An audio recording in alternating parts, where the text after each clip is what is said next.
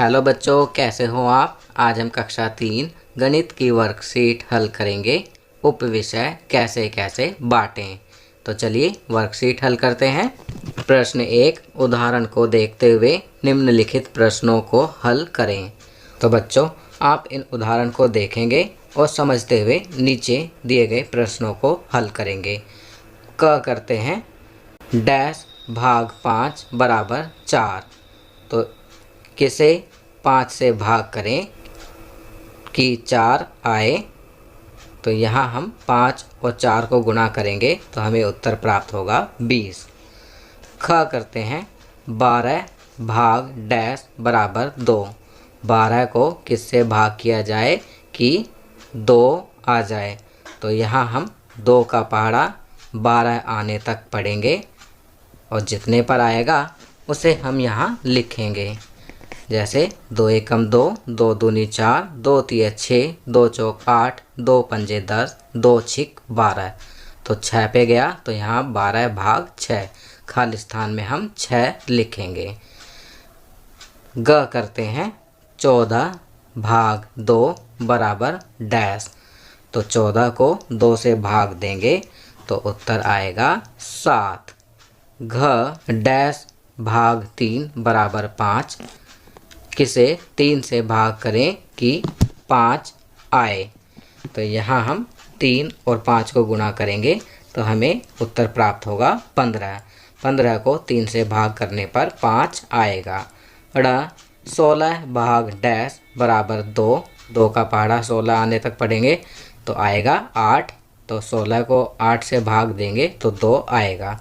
च डैश भाग 9 बराबर 2। तो यहाँ लिखेंगे 18। 6 9 भाग 3 बराबर डैश। तो यहाँ लिखेंगे 3। ज 12 भाग 6 बराबर डैश। तो यहाँ लिखेंगे 2। 12 को 6 से भाग देने पर 2 आएगा। झ 8 भाग डैश बराबर 2। 8 को किससे भाग दें कि 2 आए।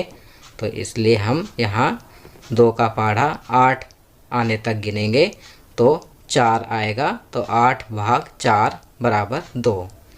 चलिए अगला प्रश्न करते हैं।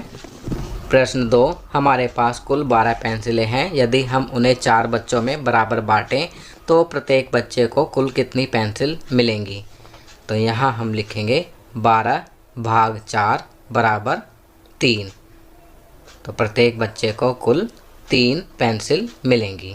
चलिए अगला प्रश्न करते हैं। प्रश्न 3, एक टिड्डी एक बार में 1 कदम कूदती है। एक मेंढक एक बार में 2 कदम कूदता है। एक बिल्ली एक बार में 3 कदम कूदती है। एक बंदर एक बार में 5 कदम कूदता है। एक कंगारू एक बार में 15 कदम कूदता है। अब निम्नलिखित प्रश्नों के उत्तर दीजिए। क कितनी कूद लगाकर मेंढक 30 पर पहुंचेगा। तो यहाँ पर हम 30 को भाग करेंगे 2 से, बराबर आएगा 15। तो 15 कूद लगाकर मेंढक 30 पर पहुंचेगा क्योंकि एक बार में मेंढक 2 कदम कूदता है। ख कितनी कूद लगाकर टिड्डी 21 पर पहुंचेगी। तो टिड्डी एक बार में 1 कदम कूदती है। 21 को भाग करेंगे 1 से तो आएगा 21। तो यहाँ हम लिखेंगे 21 कूद। ग बंदर 2 कूद लगाकर किस संख्या पर पहुँचेगा। तो बंदर एक बार में 5 कदम कूदता है। तो 2 बार में 5 गुणा 2 बराबर 10। तो यहाँ पर लिखेंगे 10 पर पहुँचेगा। घ क्या बिल्ली कभी भी 28 की संख्या पर पहुँचेगी। तो यहाँ लिखेंगे नहीं, क्योंकि 28 3 से पूरी तरह से विभाजित भाग नहीं हो पाएगा। ड़ कितनी कूद लगाकर कंगारू 30 पर पहुँचेगा।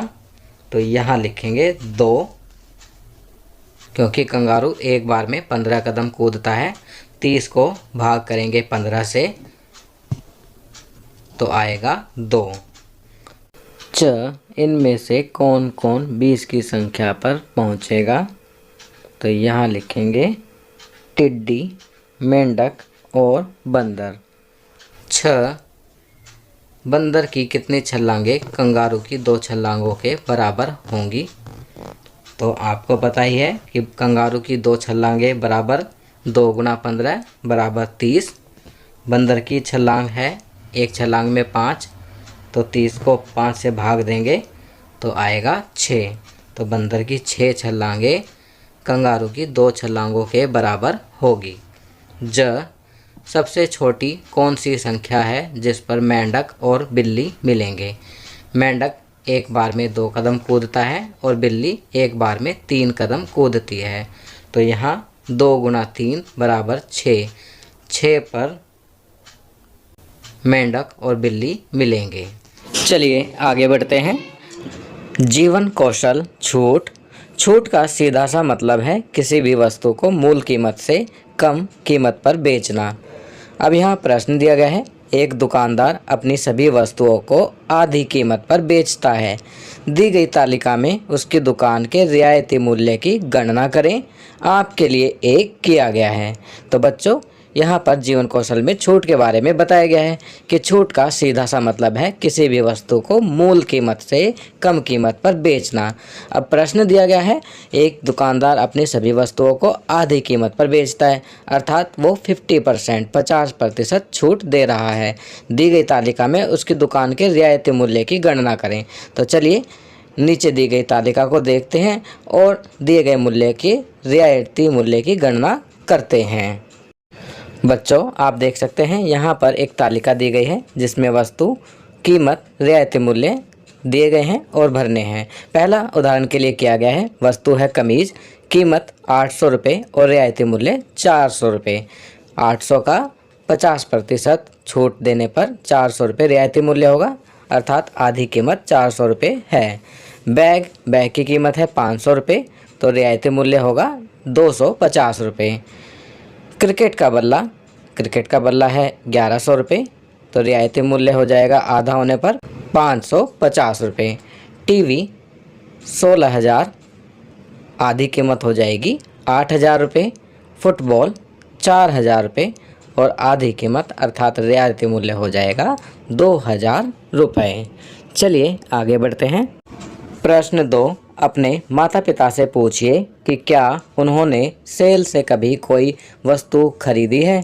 उनसे वस्तु का वास्तविक और रियायती मूल्य जानकर नीचे दी गई तालिका में भरें। तो बच्चों इस प्रश्न का उत्तर देने के लिए आपको अपने माता पिता से पूछकर इस तालिका को भरना है। आपको इस तालिका में वस्तु का नाम लिखना है, जो भी वस्तु उन्होंने सेल में से खरीदी हो उस वस्तु का वास्तविक मूल्य अर्थात उस पर अंकित मूल्य कितना था, और फिर रियायती मूल्य कि उस पर छूट देने के बाद उसका कितना मूल्य पड़ा। तो यह कार्य आप स्वयं करेंगे। आपकी सुविधा के लिए मैंने इस तालिका को इस प्रकार भरा है। वस्तु का नाम जूते, वास्तविक मूल्य 600 रुपये और रियायती मूल्य 450 रुपये। दूसरी वस्तु थी जो हमने सेल से खरीदी, स्वेटर, उसका वास्तविक मूल्य था 800 रुपये और रियायती मूल्य पड़ा 720 रुपये, क्योंकि स्वेटर पर 10% छूट थी। तीसरी वस्तु हमने खरीदी पैंट, जो कि वास्तविक मूल्य था जिसका 600 रुपये और रियायती मूल्य पड़ा 480 रुपये, क्योंकि पैंट पर 20% छूट थी। फिर हमने एक और वस्तु खरीदी थी जो थी शॉल का वास्तविक मूल्य था 800 रुपये और उसका रियायती मूल्य पड़ा हमें 600 रुपये, क्योंकि उस पर 25% डिस्काउंट था, जिसे कम करने के बाद रियायती मूल्य 600 रुपये पड़ा। फिर एक और वस्तु थी साड़ी, वास्तविक मूल्य था 600 रुपये और रियायती मूल्य पड़ा 480 रुपये। साड़ी पर 20% छूट थी, 600 रुपये पर 20% छूट देने के बाद उसका रियायती मूल्य 480 रुपये पड़ा। तो आपको इस तालिका को इसी प्रकार भरना है। आप अपने माता पिता से पता करेंगे उन्होंने जो भी वस्तुएं सेल में से खरीदी थी उनका वास्तविक मूल्य और रियायती मूल्य यहाँ लिखेंगे। तो बच्चों ये वर्कशीट यहाँ कंप्लीट होती है। अगर ये वीडियो आपको अच्छी लगी तो इसे लाइक एंड शेयर ज़रूर करें। अन्य विषयों पर बने हमारे लेटेस्ट वीडियोस को देखने के लिए चैनल को सब्सक्राइब करना ना भूलें और देखते रहिए हमारा channel knowledge kingdom. Thank you.